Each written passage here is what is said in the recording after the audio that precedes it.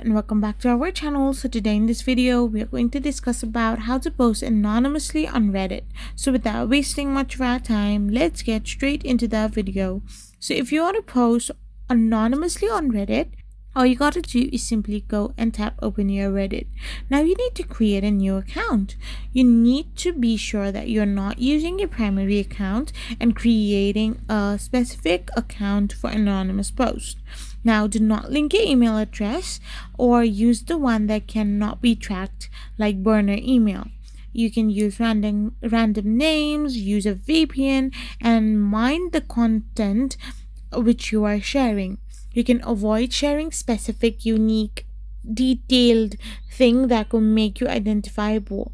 So once you have done this, you can simply post the particular red or particular sub that you want to post on Reddit, and once your post is made, you can delete the account or simply log out and never use it again.